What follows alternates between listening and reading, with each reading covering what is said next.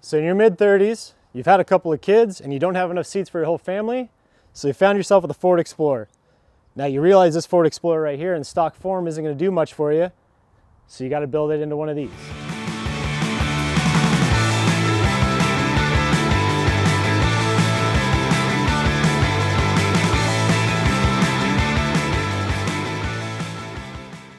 So obviously there's a little bit more going on besides just tires and wheels with these things.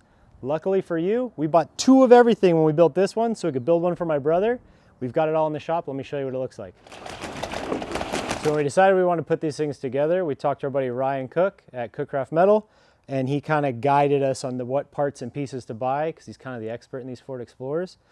So he provided us with the radius arms, the under the bed shock mount, the shock towers, the leaf pack, the U-bolt eliminator kit. We got some beams from Bobby over at Solo. They're just cut and turn beams. And then he kind of gave us the ins and the outs of everything we're going to need to final assemble these.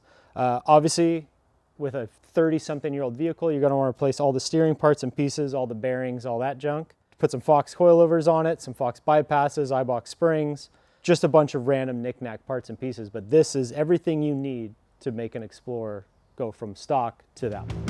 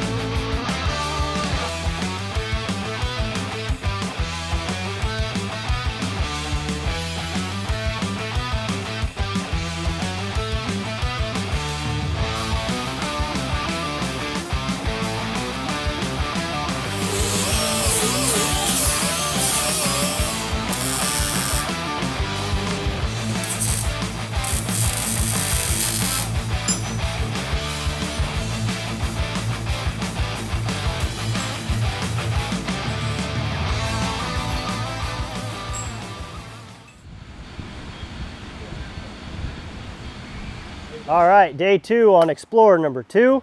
We have it in the shop, all stripped down and starting to go back together. We had Asher and Joe come through and they stripped all the rear suspension for me and pressure washed the whole frame rail and got it all nice and clean. And then we went ahead and knocked out all the rivets, took out all the stock cross members, everything in the back, and then hung the Deaver G50 Solo leaf pack with the Ryan Cook leaf spring hangers, and as well as Ryan Cook's rear upper shock mount with the billet piece that connects the two. Very nice pieces, and that's all in for final, ready to be put back in. We also have the rear differential that Nick fabricated, rear lower shock mounts, just because we are utilizing Foxes on this thing. So we had to make our own shock mounts for it. But that's all ready to be put back in the car and finalized, all brake lines and everything like that. We went along and stripped all the front suspension off this thing, coil buckets, shock mounts, tie rods, radius arm pivots, tranny cross member, all that stuff out of the front, and got all this stuff in for mock-up. So we have the Ryan Cook shock mounts. They're hung in there for mock-up right now. Those will get burned in. We have the Solo Motorsports cut and turn stock with I-beams with the Ryan Cook radius arms, radius arm pivots, and tranny cross member. So those are all in there. They're ready to go.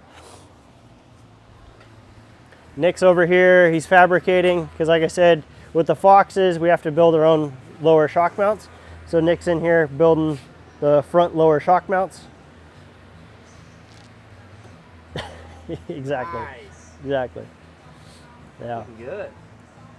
So yeah, we'll do that, and we'll also put a Fox 2.0 front bump stop on these things just to catch it for when you're getting into the big holes.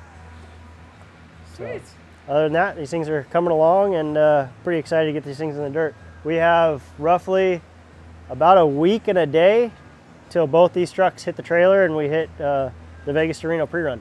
So pretty excited. I think we'll make it. Fingers crossed. Yeah. Hopefully.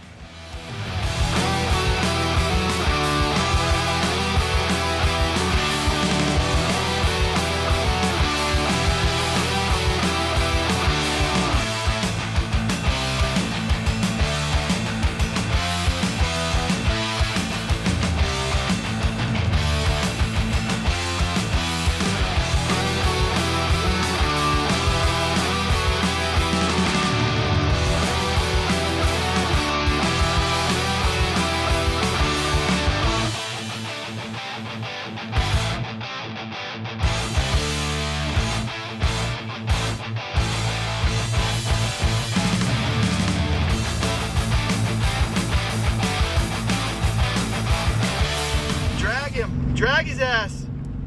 Drag his ass. 3, 2, 1, go. Ooh, we got your ass. We got him. Oh, he's coming back. He's making a run. Ooh, dang, he does have more horsepower than us. Hey, how? Oh, rain runs. Oh shit. You let him take that. You just let him take that. Oh, we're gonna take the windshield out. You just let him take that. You pushed me into the ruts. You pushed me into the ruts. Stay out of the big hole on the right. He has a little bit more juice than us. Look at that. See, I did see. No good, dude. No good. You did say that. You caught us. Nick, you want to know what happened? Oh, sorry, put that rock there. Your extra red. Oh! Yeah, careful. Feel spread. Yeah. That's a little rusty there. Easy, fella. It's got from the heater 2,000 car. on it.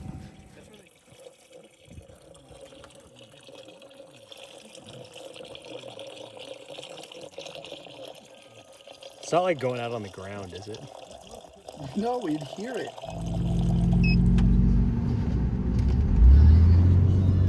Why'd you let him by? I'm trying to see his lines. Oh yeah, good. Catch track up. Get him. Old Benzies, dude. Think you're pulling a fast one on us, huh? We're racing for the overall, bro. Not today, brother. Not today. And we're back from 500 dirt miles and 2 freshly built Ford Explorers with no major issues. Nothing really to even talk about. We had like an alignment cam pop out. My fault, didn't put the C-clip in, and we had a radiator hose almost let go, but we caught it in our end of the day prep. But overall consensus of the 2 Ford Explorers, I'm happier than I could have ever been.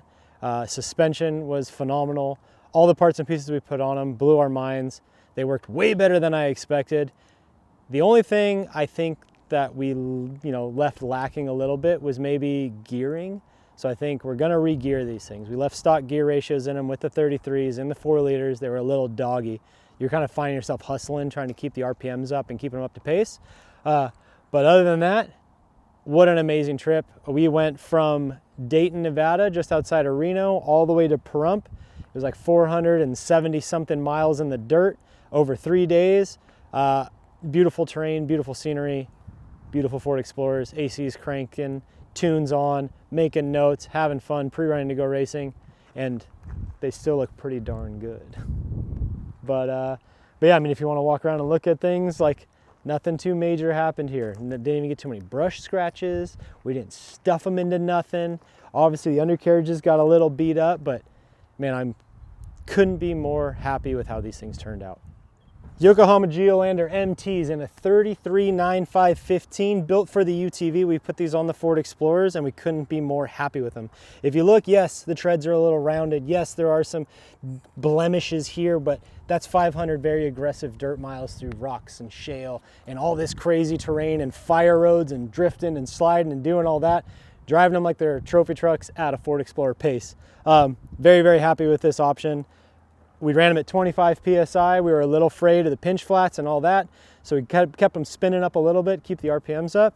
But yeah, this is definitely a very, very solid option for the Ford Explorer. 500-ish dirt miles on these Fox 2.5, 12-inch, 3-tube bypasses. And as you can tell, they're dry. No issues whatsoever, no problems. Everything's bitching. The dialed shock prep tune, phenomenal. These things moved and grooved and we had zero issues all weekend. Fronts are just as good. Solo Motorsports beams, radius arms, front 2.5 coilovers, all good, perfect intact, no issues whatsoever. 500 dirt miles on these things, everything's still jamming. So if you're contemplating building a first-gen Ford Explorer, I highly suggest you do it. Definitely went over and above all our expectations. Super happy, super fun. If you're gonna buy one, find one that's in good mechanical condition. Make sure it runs, make sure it drives, make sure the air conditioning works, make sure the power seats work. Find a good base Ford Explorer and then follow our little program here of which parts and pieces to put on them, and I guarantee you're gonna have a great time.